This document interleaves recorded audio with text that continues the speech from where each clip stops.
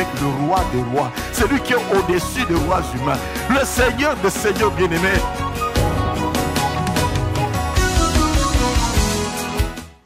Et la main de celui qui est à gauche, à droite, et lui dire, sois béni, sois béni.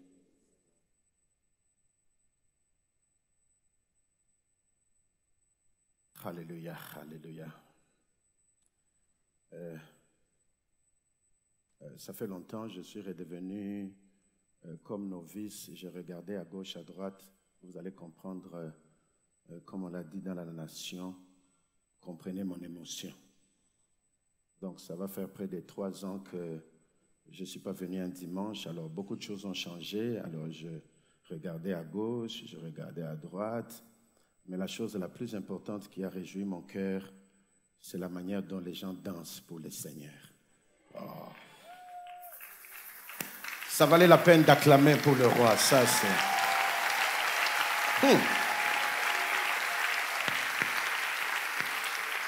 Parce que un peuple qui peut déposer ses couronnes, titres, considérations pour danser pour le Seigneur, vivra toujours la grandeur de Dieu.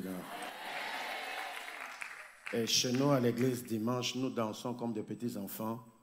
Et un jour, un visiteur est venu leur poser la question, mais qu'est-ce qui se passe ici? Je lui réponds, nous sommes la génération de ceux qui, quand on enlève Jésus, nous sommes finis. Alors je lui dis, bon, peut-être toi tu es de la famille présidentielle, de la famille... Surtout maintenant où la famille présidentielle est élargie. Alors, moi, je n'ai que Jésus. Donc, s'il faut danser pour ce Jésus, j'enlève mon titre et je danse pour Jésus. Est-ce que quelqu'un acclame très bien le roi de rois? Non, là, tu l'as fait pour toi. Est-ce qu'on peut se tenir debout, acclamer celui qui vit à jamais? Est-ce qu'on peut honorer celui qui règne? Est-ce qu'on peut honorer celui qui règne? Est-ce qu'on peut honorer celui qui règne? Ah, est-ce qu'on peut pousser des cris de joie devant celui qui ne change pas?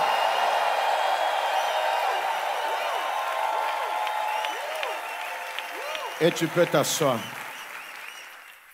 Nos remerciements, Papa Safari, je l'ai dit en semaine, j'admire et j'apprends toujours chaque fois que je suis avec lui, mais la chose la plus extraordinaire que j'aime depuis des années en lui et que je demande toujours au Seigneur, c'est d'avoir la grâce de Dieu, d'avoir son grand cœur. Grand cœur. Capacité de laisser chacun réussir dans ce qu'il doit faire. Capacité de donner l'opportunité à ceux qui ont un ministère de l'exercer. Ça, ce n'est pas donné à tout le monde. Moi, je crois que même quand on peut avoir l'onction la plus forte et la plus lourde comme une vaseline, si on n'a pas un cœur, on n'est pas un ministre de Dieu. Et on m'a appris dans ma vie à toujours lutter pour garder mon cœur. Pas garder l'onction, mais garder le cœur. Parce qu'il est la source de toutes choses. Et se battre toujours, toujours, toujours pour que la gloire revienne au Seigneur. Merci, Papa, et longue vie à vous. Et que Dieu vous bénisse pour tout.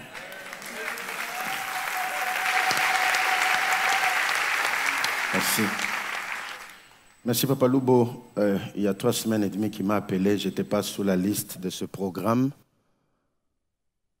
Alléluia. J'entends d'abord un bon amen.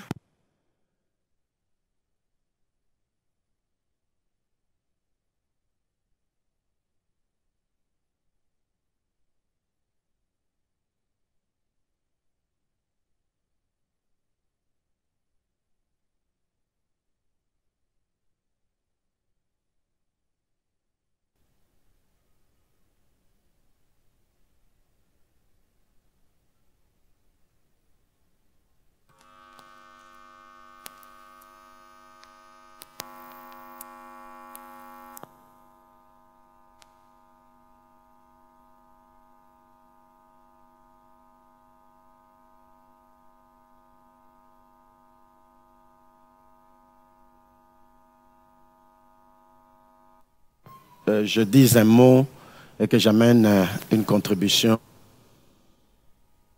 Retraite puissante et glorieuse, je ne te laisserai pas jusqu'à ce que tu me bénisses. Et je pense que tous ceux qui ont été là ne peuvent pas regretter d'avoir passé le temps devant le Seigneur. Euh, les hommes de Dieu, serviteurs de Dieu, merci. Vous êtes nombreux, on ne peut pas aller d'une personne à une autre, sinon on finira tout le temps. Et tous ceux qui nous sont proches, merci de votre présence. Maman Aziz, elle est venue avec moi, elle est aidée chez moi à Lubumbashi et une de mes premières Bibles m'a été donnée par elle, venant de la Belgique, et je prêche avec. Je voudrais que tu lises avec moi 3 textes. Et les 3 textes sont des textes connus et simples, parce que l'évangile du royaume, l'évangile du Seigneur Jésus n'a jamais été compliqué. Et je prie pour que le plus simplement possible, ce soit dit pour que quelqu'un saisisse sa part pendant juste quelques minutes. Luc chapitre 1er, je commence au verset 5 jusqu'au verset 13, je prends le verset 24 jusqu'au verset 25, je sais que tu connais ce texte, et puis le verset 57 jusqu'au verset 63. Luc chapitre 1er, et je voudrais qu'on le lise ensemble, quelle que soit la version de ta Bible, même la langue de ta Bible, même si ta Bible peut être en anglais, en hébreu peut-être, mais nous allons lire ensemble. Luc chapitre 1er, je commence à partir du verset 5 jusqu'au verset 13. Si tu l'as trouvé, dis Amen. Allons-y, 1, 2, 3.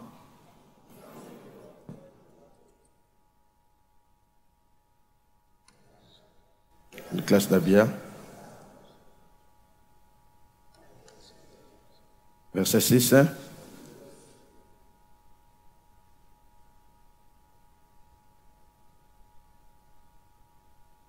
Verset 7.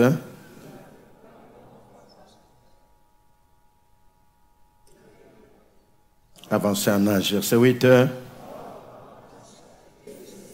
Devant Dieu, selon le tour de sa classe,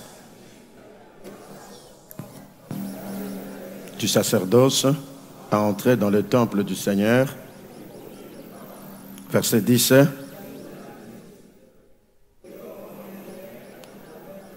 Et verset 11.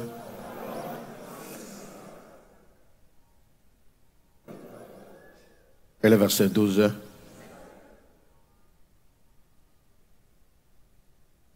Sautons alors au verset 24. Voici ce que dit la Bible, verset 24 jusqu'au verset 25. Et puis nous ressauterons. Chez toi à la maison, tu pourras lire tout le texte là. Verset 24, 1, 2, 3. Enceinte. Disant.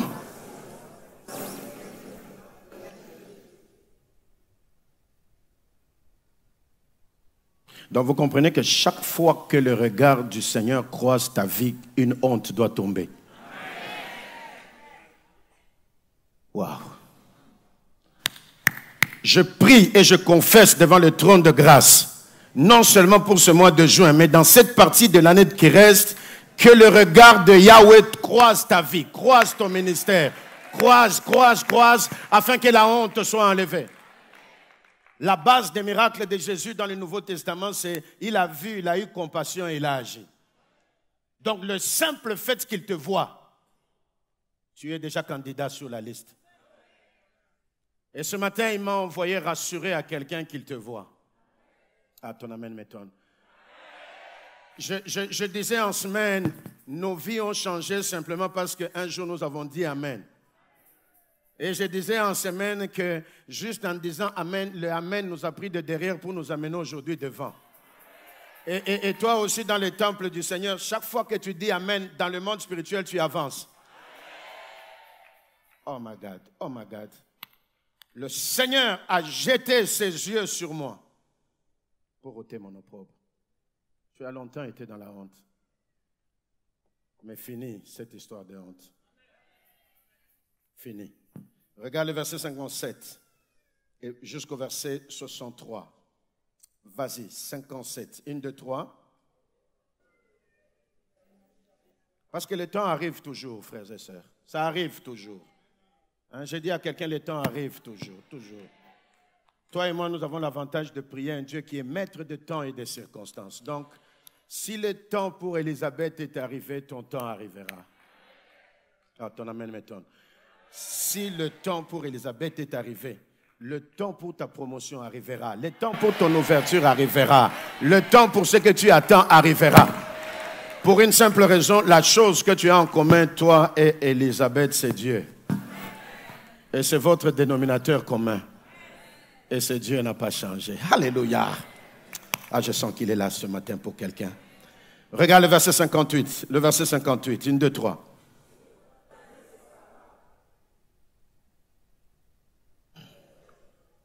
Il se réjouir avec elle. Et verset 59.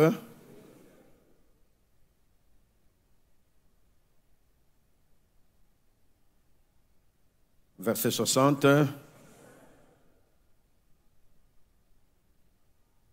Dis d'abord non. Ça commence à venir. Dis encore non. Et pour ceux qui étaient à la nuit de prière, je leur ai dit, il y a des choses dans la vie qui changent quand tu dis non. Et la Bible t'autorise à dire non quand il faut dire non. Et la Bible t'autorise à dire oui quand il faut dire oui. Et je vais le lire, tu le verras. Mais continue d'abord. Le verset 61, il lui dit, personne de ce nom. Et verset 62, il fait signe à son père. Verset 63.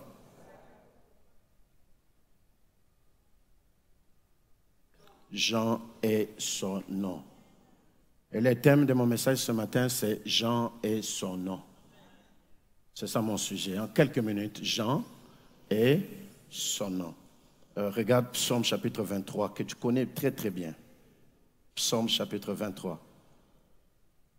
Et surtout dans cette maison, je suis sûr, parce que des grâces, des talents et des enseignements qu'on écoute ici, il y a des moments où quand il faut monter ici, on se repose la question, Seigneur, que faut-il dire? Que faut-il dire? Que faut-il dire? Psaume chapitre 23, le verset 6, regarde. Non, allons-y ensemble. Psaume 23, verset 6, 1, 2, 3. Non, appuie d'abord le oui là, oui. Encore une fois, oui. Donc la Bible qui t'autorise à dire non, t'autorise aussi à dire oui. Ouh. Donc Dieu qui peut arrêter une chose est le même Dieu qui ouvre une autre. Oui, dis d'abord oui. Et quand tu dis oui comme ça, que le ciel entende que tu as validé. Oui, quoi? Le bonheur.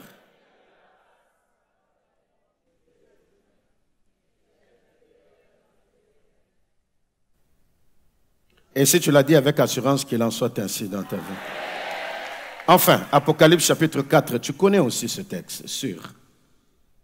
Apocalypse chapitre 4. Voici ce que dit la Bible.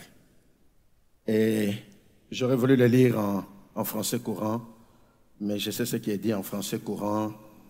Je vais l'évoquer en passant. Apocalypse 4, prends le verset 7. Apocalypse 4, verset 7, et c'est la dernière lecture. 1, 2, 3.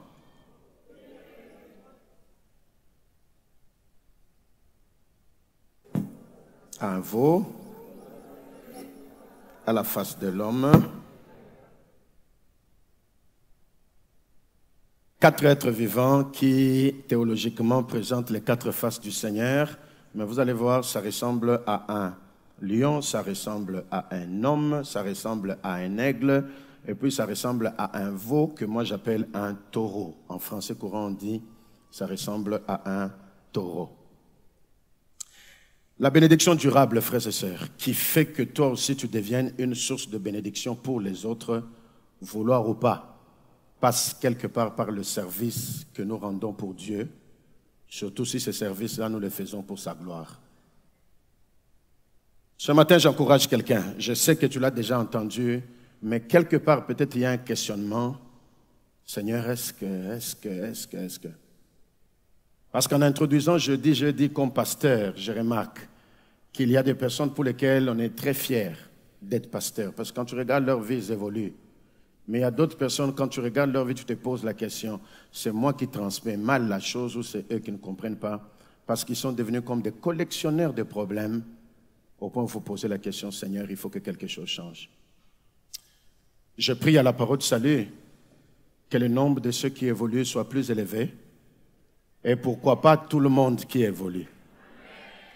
Je ne sais pas si j'ai parlé à quelqu'un qui est dans le tout le monde, mais si tu es dans ce tout le monde et que tu dis Amen, évolue.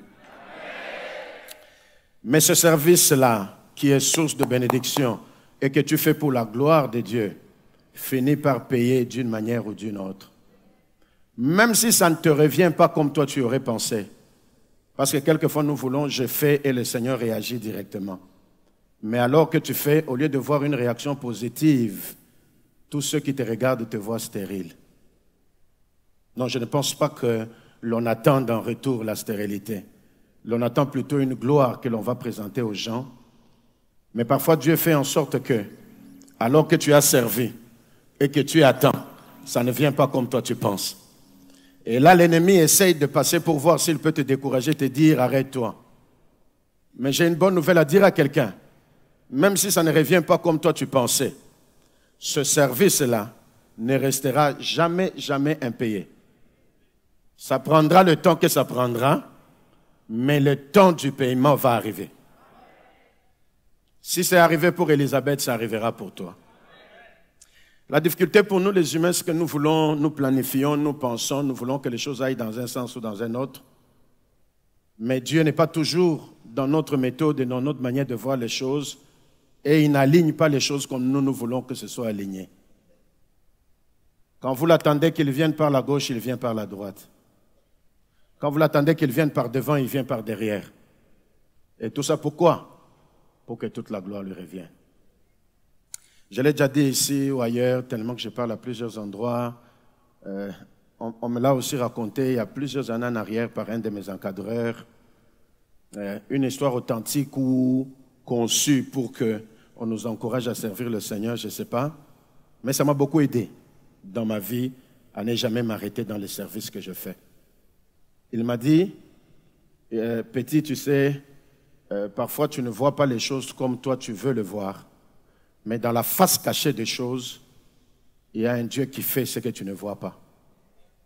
Alors ne conclue pas vite, ne t'arrête pas si vite parce que tu ne sais pas quelle est la surprise qu'il te réserve. C'est alors qu'il me parle de ce pasteur villageois qui va d'un village vers un autre pour prêcher et sur sa route avec sa Bible, il voit que le ciel devient noir. Il allait à pied, bien sûr, et puis il se met à prier. Que la pluie s'arrête, que la pluie s'arrête, Seigneur. Je dois arriver avant que la pluie ne tombe. Et chaque fois qu'il priait, il avait l'impression de voir que le ciel devenait noir. Je ne sais pas si tu es déjà arrivé dans la vie de prier sur un sujet et tu as l'impression que quand tu pries, c'est comme si ça s'aggrave. Et puis il est passé à la vitesse supérieure. C'est-à-dire il commence à citer les versets.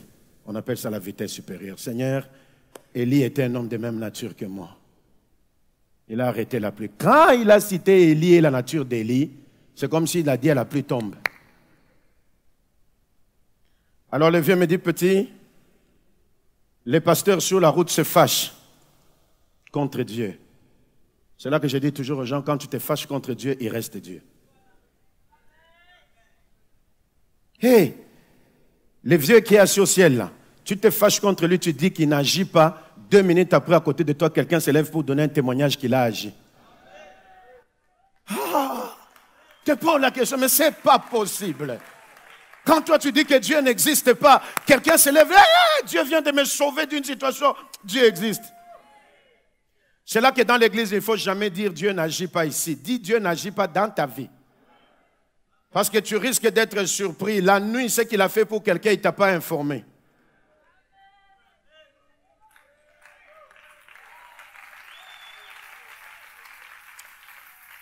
Non, je prie que toi, dans cette maison, tu sois sous la liste de ceux pour qui Dieu agira toujours. Ton amen, mettons, je t'ai dit, quand tu dis amen, tu avances. Le vieux se fâche et dit, je rentre, je ne vais plus prêcher. Alors, le vieux qui me racontait l'histoire dit, quand il rentre, petit à petit, qu'il s'approchait de sa cage, il trouve l'attroupement. Les gens avec les mains levées lui disent, aujourd'hui, nous croyons que le Dieu que tu sers toujours dans ce village est vrai. As-tu déjà vu, tu dis, j'arrête. Et tu arrives tout près de chez toi, tu trouves les gens qui t'accueillent en disant ton Dieu est vrai. Tu vas te repentir à 60% en attendant l'explication. Donc les 40% vont venir après. Dites-moi qu'est-ce qui se passe. Alors le vieux me dit, les gens du village le disent, sais-tu que tes enfants étaient dans la brousse et par mégarde les gens ont mis les feux et nous tous nous étions sûrs que tes 2 enfants allaient brûler. Et la chose qui a sauvé tes enfants, c'est la forte pluie qui est tombée.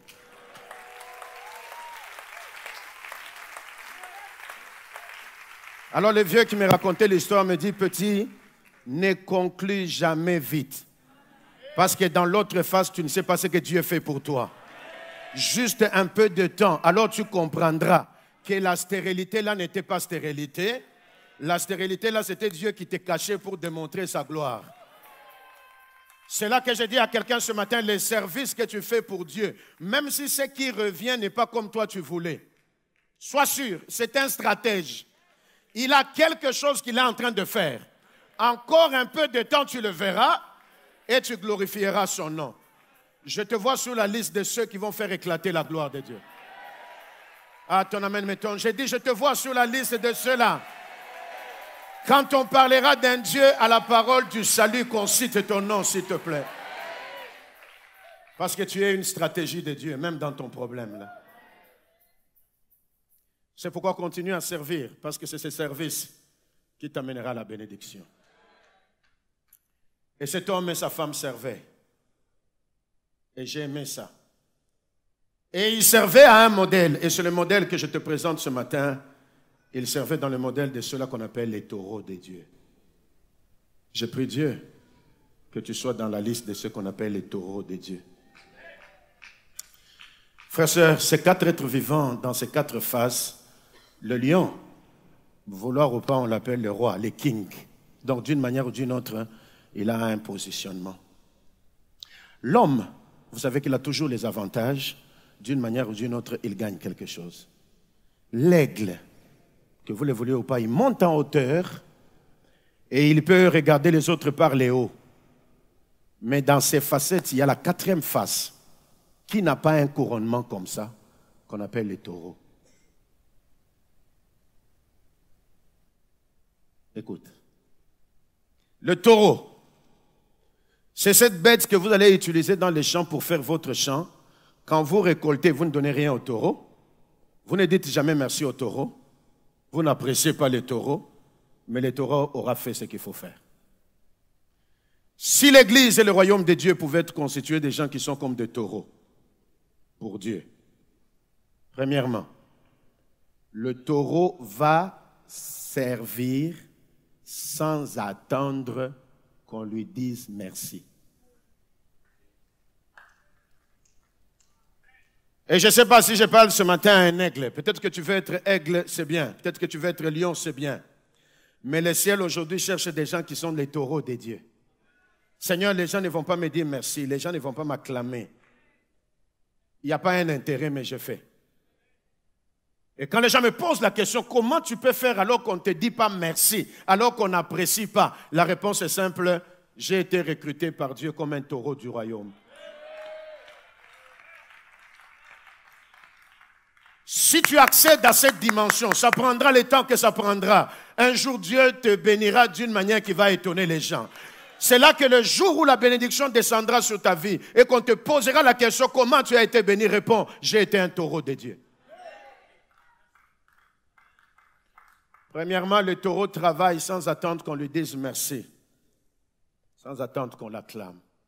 Deuxièmement, tout celui qui sert comme un taureau de Dieu, ce sont des hommes et des femmes qui ne regardent pas à ce qu'ils ont déjà fait, mais ils regardent à ce qu'ils n'ont pas encore fait.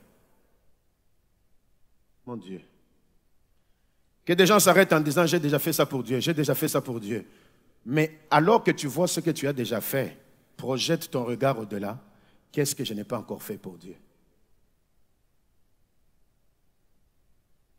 Quelquefois, les gens sont satisfaits parce qu'ils voient ce qu'ils ont déjà fait. Non, il n'y a pas que ce que tu as déjà fait. Il y a encore quelque chose que tu n'as pas encore fait pour Dieu. C'est là que tu diras, j'ai déjà donné 10 000 $ à Dieu. Et tu penses que tu es satisfait. Mais peux-tu te dire aussi que je n'ai jamais donné à Dieu 11 000? Pourquoi ne puis-je pas lui donner 11 000? Parce que le taureau ne voit pas ce qu'il a déjà fait, mais il voit ce qui reste encore à faire. C'est pourquoi quand vous l'amenez dans un champ et qu'il doit vous aider à faire votre champ, s'il a déjà fait 2 mètres, il ne voit pas 2 mètres, il voit plutôt ce qui reste. Le royaume de Dieu a besoin des hommes et des femmes qui ne disent pas qu'ils sont satisfaits. Mais les hommes et les femmes qui, à chaque moment, se posent la question, Seigneur, qu'est-ce que je peux faire pour toi que je n'ai pas encore fait? J'ai été scandalisé dans la vie de me rendre compte que quand tu penses que ce que tu as déjà fait, c'est le top, à côté de toi, il y a quelqu'un qui a déjà fait pour Dieu de loin plus que toi.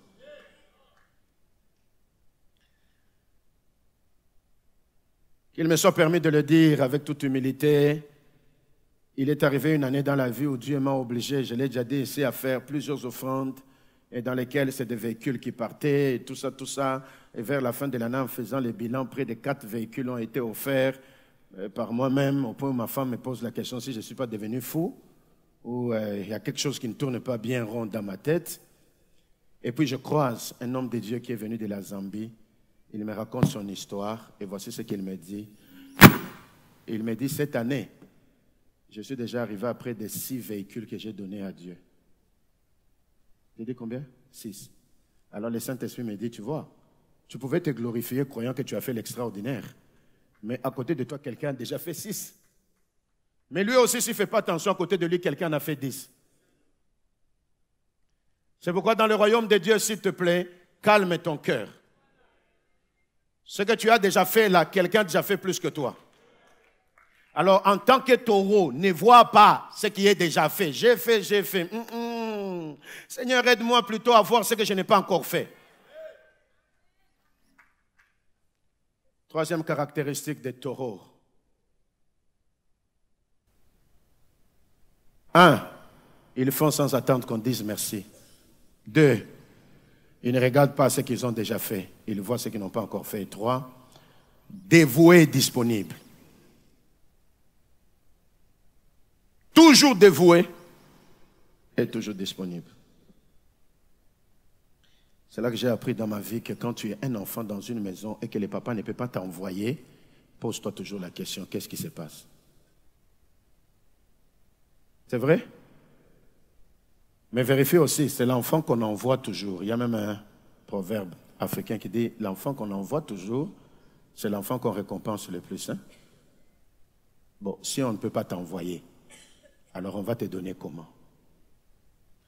Et quelle est la raison qui fait que certains enfants ne les envoient plus? Parce que chaque fois qu'on l'envoie, il boude. Mais comme nous sommes dans un royaume où le père a plusieurs pions, dès que tu boudes, il prend l'autre pion. Et cet autre pion qui n'a pas boudé, qui est disponible et dévoué, c'est celui qui prend la bénédiction. C'est là que je prie, pour que tu sois de ceux-là qui, quand le Seigneur te donne quelque chose à faire, fais cette chose avec beaucoup de joie.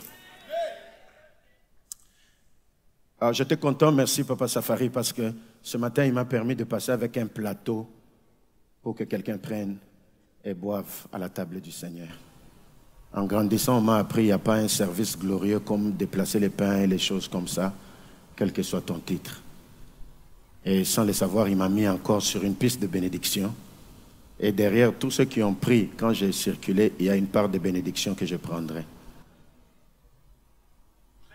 Le ciel a besoin des hommes et des femmes disponibles et dévoués.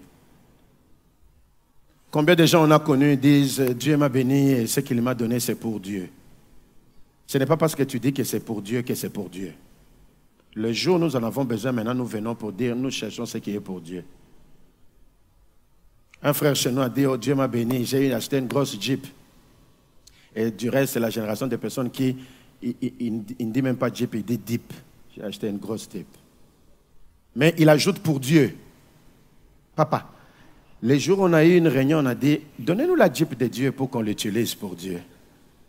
Les explications ont commencé. Non, quand les enfants vont sortir de l'école, et puis j'avais. Mais tu nous avais dit que c'était la Jeep de Dieu. Qu'est-ce qui a fait que ça change de Dieu vers les humains? C'est que ça n'a jamais été pour Dieu.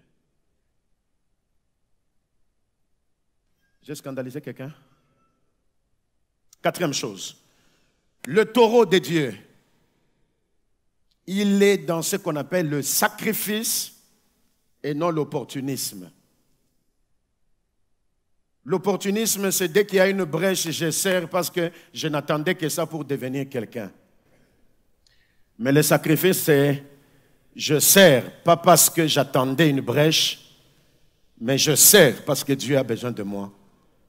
Et le sacrifice, c'est s'oublier soi-même. Aide-moi à dire avec mon sacrifice. Et l'histoire a prouvé que le couple-là, c'était de véritables taureaux de Dieu. Et ce matin, le Saint-Esprit m'a mis à cœur de rappeler à quelqu'un la parole du salut, que Dieu cherche des gens qui n'attendent pas seulement à voir la face de lion, la face de l'aigle, mais Dieu cherche des gens, quand on le regarde, on dit, sur lui, il y a la face d'un taureau de Dieu. Et le royaume de Dieu avancera avec des gens comme ça. Et Dieu ne se gênera jamais de bénir des personnes qui sont comme les taureaux de Dieu.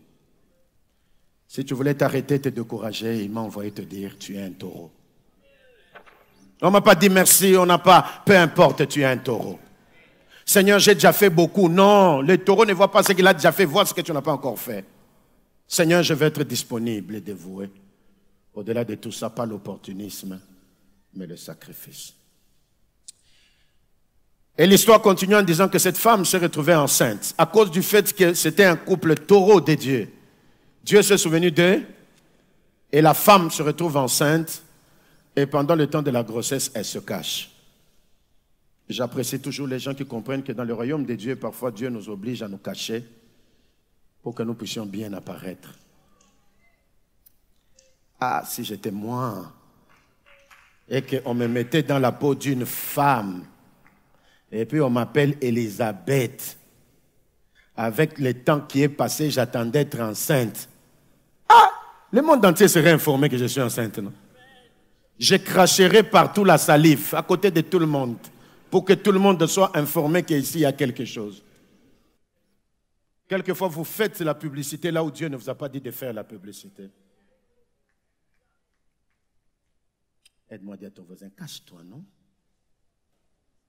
Cache-toi. Elle se cacha pendant 5 mois, parce que tout ce que Dieu fait, il t'oblige à te cacher, il sait à quel moment tu vas apparaître. C'est dans ce moment-là où tu apparais que sa gloire se manifeste comme il faut. Et le temps où elle devait accoucher arriva. Je suis en train, petit à petit, d'aller vers la fin, parce que le temps arrive toujours. Et quand le temps arrive, la femme s'accouche et donne naissance à un fils. Voici ce qui se passe. Les voisins et les parents entrent dans l'affaire. Ceux qui ont été là en semaine comprennent que quand on dit les parents, dans les langages hébraïques, ce sont les gens de ta famille, les gens qui sont proches de toi. Et quand on dit les voisins, ce sont ceux qui n'ont pas ton sang. Quand on fait la combinaison de ceux qui n'ont pas ton sang et ceux qui ont ton sang, nous formons ce qu'on appelle un réseau. Permettez-moi de vous le dire, peut-être que vous n'êtes pas en semaine. Il y a tellement un plan de Dieu glorieux sur ta vie que l'enfer forme toujours un réseau à côté de toi pour voir comment t'empêcher de vivre les choses de Dieu dans la plénitude. Et dans ce réseau, on met quelqu'un qui travaille avec toi. Dans ce réseau, on met quelqu'un qui est avec toi dans la famille. Dans ce réseau, on met quelqu'un qui est dans le quartier. C'est un recrutement diabolique parce que toi, là, tu ne dois pas vivre des réalités divines. Jacob reçoit un message, Ésaü marche contre lui avec 400 hommes, c'est-à-dire un réseau. Et dans le réseau, on place les gens comme des pions, de telle sorte qu'on puisse mettre la dernière personne la plus proche de toi. On se dit, à partir de cette personne, on peut l'atteindre. C'est comme ça que même pour la condamnation de Jésus, c'est tout un réseau dans lequel il y a les sacrificateurs, dans lesquels il y a Hérode, Pilate. Et j'ai dit en semaine, les deux ne se parlaient pas, mais sur Jésus, ils se sont parlé. Et puis j'ai expliqué en semaine comment on a prié pour un homme et sa femme et la belle-mère de cette femme, c'est-à-dire la femme de l'homme et sa mère ne s'entendaient jamais. La journée ne se parlait pas, c'était des tiraillements, jusqu'à ce que quand la femme parle dans une délivrance, elle dit, mais dans cette affaire de la sorcellerie pour combattre cet homme, et moi et la belle-mère, nous sommes dedans. Donc la journée, elles sont ennemies, mais la nuit, elles sont associées. Parce que quand un réseau se forme, parfois ils ne veulent pas te montrer qu'ils sont dans le réseau. Et la question principale de ma vie, c'est toujours me poser la question, la personne qui se bat toujours pour être à côté de moi, est-ce un pion de Dieu ou est-ce un pion de l'enfer? Ai-je mal parlé? Mais j'ai une deuxième déclaration à faire pour toi. Parce que tu es fils et fille de la promesse. Laisse que tous les pions diaboliques à côté de toi soient dispersés par le feu. Qui a dit amen que Dieu fasse un repositionnement? Parce que tu es la génération de ceux qu'on n'arrive pas à vaincre par un réseau.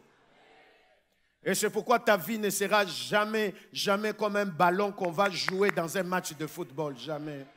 S'il te plaît, ta vie est précieuse. Et s'il te plaît, tu n'as pas deux vies, tu as une vie. Alors n'accepte jamais que ta vie soit comme un ballon. On le joue dans un stade. Et il y a plusieurs joueurs. Celui-ci lance à l'autre.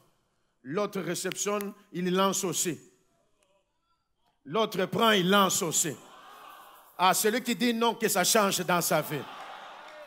Et puis on a déjà mis un tireur qui est tout près du but. On dit, toi tu as la mission de l'achever.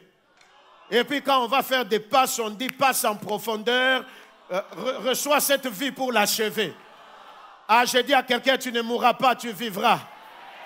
Alors qu'il pense qu'il soit en train de faire de ta vie des passes, ta vie se transforme en boule de feu. Quel est ce joueur qui va faire des passes de feu? Il ose jouer avec ta vie, le feu le consume.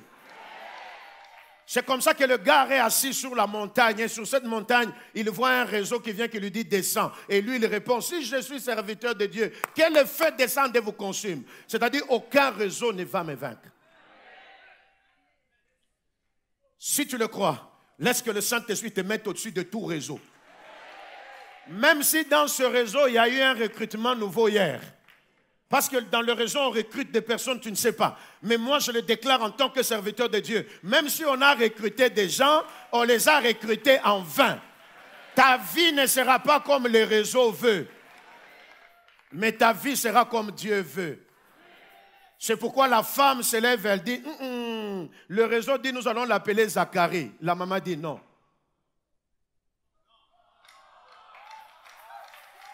J'ai dit, le réseau veut qu'on t'appelle malheureux. Le réseau veut qu'on t'appelle honteux. Le réseau veut qu'on t'appelle perdu. Le réseau veut qu'on t'appelle détruit. Mais si tu ouvres ta bouche, tu dis non. Parce que la victoire à tout réseau qui s'élève se trouve dans ta bouche. Sauf si tu t'étais. Mais moi, j'ai décidé de ne pas me taire. Parce que ma destinée est suspendue à ma bouche. Si tu dis non, que ce soit non. Alors, de la même manière, là, on dit non. De la même manière, il y a des choses pour lesquelles tu vas dire oui. Et la prière que nous allons faire pendant quelques minutes, c'est de dire tout non qu'on veut m'imposer, j'ai dit non. Mais j'ai dit oui à tout non glorieux. Parce qu'il commence en disant oui, le bonheur et la grâce. Mais la maman dit non, il ne s'appellera pas Zacharie. Il dit, je sais d'où vient cet enfant. Il est enfant de la promesse. Il est fruit d'un service. Il ne peut pas être géré comme les autres. Parce que ce n'est pas un enfant ordinaire. Mais c'est un enfant extra. Ah là, tu as compris. C'est pourquoi toute la bataille de la semaine, je ne te laisserai pas à moins que tu me bénisses. C'était une bataille du non. Alors celui qui le bénit ouvre la bouche. Il lui dit, tu ne t'appelleras plus Jacob, mais tu t'appelleras Israël. Mais toi et moi, tellement que le Saint-Esprit nous remplit, nous n'avons pas besoin d'attendre que quelqu'un dise. Nous-mêmes, nous allons ouvrir la bouche et dire, moi, ma vie à moi ne s'appellera jamais malheur, mais ma vie s'appellera bonheur. C'est-à-dire, même si les réseaux me disent ça va s'appeler comme ça, moi, je refuse. Et n'oublie jamais, il y a des choses qui s'arrêtent quand tu dis non. Parce que si elle n'avait pas dit non, la chose allait continuer selon le désir du réseau. Mais quand elle a dit non, alors les gens disent, ici la chose a changé. Dans le royaume, quand tu commences à ouvrir la bouche à dire non, on dit que tu as grandi. Et ce matin, tu as grandi. Parce que si l'ennemi était fort, il fallait qu'il t'empêche d'écouter ça. Mais puisque tu as écouté, tu comprends que tu as la capacité par ta bouche de dire non. Ce que tu lieras sur la terre sera lié au ciel. Et ce que tu délieras sur terre sera délié dans le ciel. En d'autres termes, quand tu diras non, c'est non. Et quand tu diras oui, c'est oui. Alors je cite des choses, tu dis non. Malheur, non. Honte, non. Péché, non. Destruction. Non. Et puis tu ajoutes la liste et puis tu dis avec moi non, non, non, non, parce que la liste elle est longue. Maintenant je dis des choses, tu dis oui. Sainteté, oui. Gloire, oui. Réussite. Oui. Que le ciel entende ton oui et ton non. Et que ça valide cela. Là où on a dit non, c'est non. Enfin, la question du réseau, c'est comment veux-tu l'appeler Jean alors que dans ta lignée, personne n'a jamais eu ce nom? Frères et sœurs, le royaume de Dieu, ce n'est pas devenir conforme aux autres. Je termine en prophétisant dans la vie de quelqu'un que quand on te donne un nom, c'est-à-dire on attire les réalités derrière ce nom. Quand la maman dit « il ne s'appellera pas Zacharie », c'est une manière de dire « je ne veux pas que les choses qui ont bloqué Zacharie bloquent cet enfant ». Oh my God, oh my God, oh my God.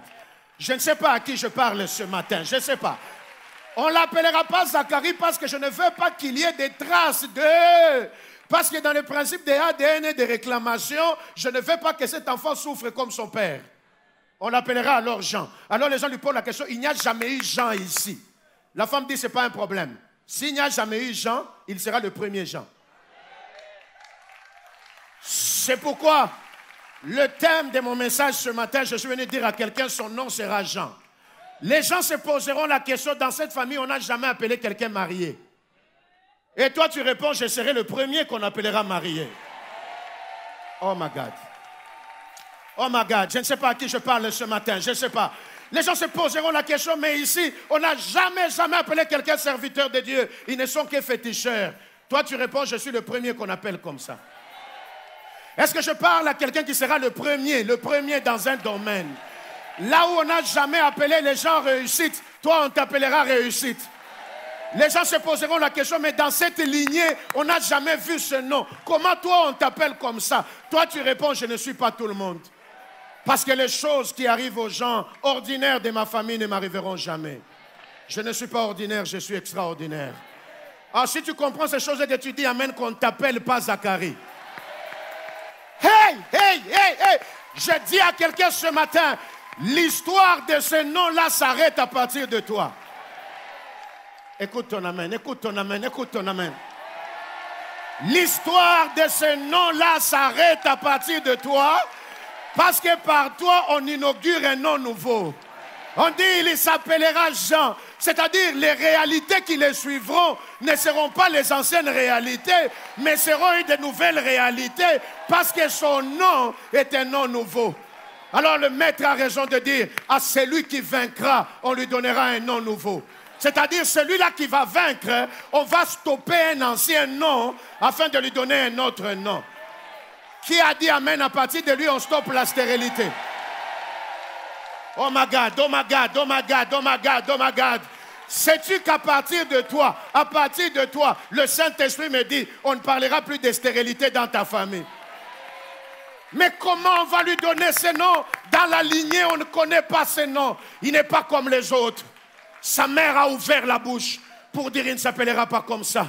J'aime ton courage, j'aime ta foi. Et chaque fois que tu cries devant Dieu en priant, tu es en train d'arrêter quelque chose pour que quelque chose commence.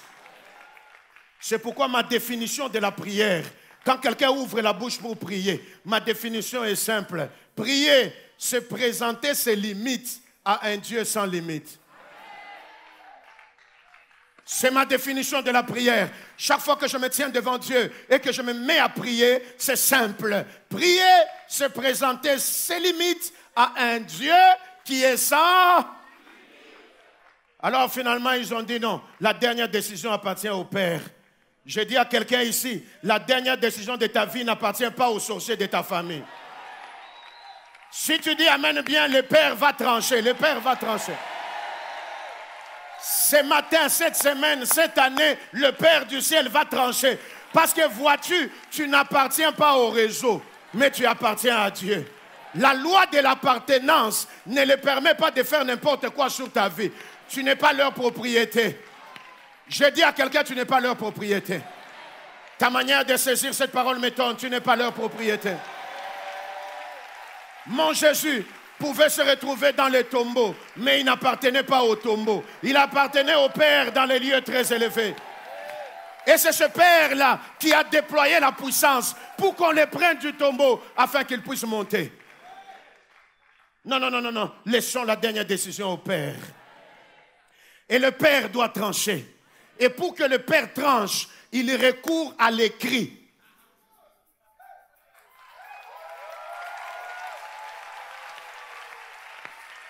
My God, my God. Quand Dieu tranche dans ta vie, il rappelle à tes ennemis que ça ne dépend pas de ce qu'ils disent, mais ça dépend de ce qu'il a déjà écrit. My God, my God. Il a écrit que tu réussiras. Il a écrit que tu iras de l'avant. Il a écrit que tu vas prospérer. Parce que quand il faut trancher, on doit recourir à ce qui est écrit. Et vous connaissez le principe. Ce qui est écrit est écrit. Et je termine en te disant ceci. Et c'est là que mon message s'arrête. Et c'est là que je vais prier avec toi. Le réseau est venu avec des pierres. Et avec les pierres, ils ont dit, nous allons lapider cette femme. Parce que la loi nous dit qu'il faut lapider la femme. Mais là où ils font erreur, la loi n'avait pas dit qu'il fallait lapider la femme seule. La loi avait dit qu'il fallait lapider les deux. Mais ils ont amené la femme avec des pierres. Je dis à quelqu'un, aucune pierre ne te touchera.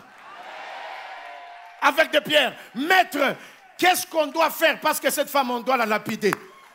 J'imagine que pour lapider, et j'imagine dans le milieu d'Israël, chacun a pris sa pierre selon la colère qu'il avait.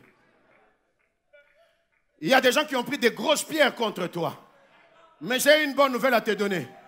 Ça va peser dans leurs mains et ça deviendra une punition pour eux-mêmes. My God, my God, my God. Chacun avec sa pierre, au lieu que la pierre soit l'arme contre l'autre, la pierre devient une punition dans la main. Hey, hey, hey, hey, hey, maître, nous devons la tuer. La stratégie du royaume, le maître se met à écrire. Il écrit, il écrit, il écrit, il écrit. Il écrit, il écrit, il écrit. Il écrit. Pourquoi le maître écrit? Parce qu'il veut leur dire, la conclusion dépend de ce qui est écrit.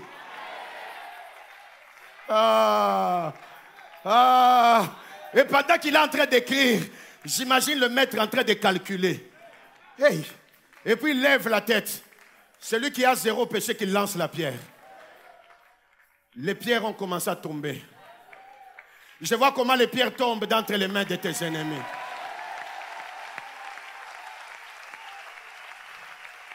Mon Dieu.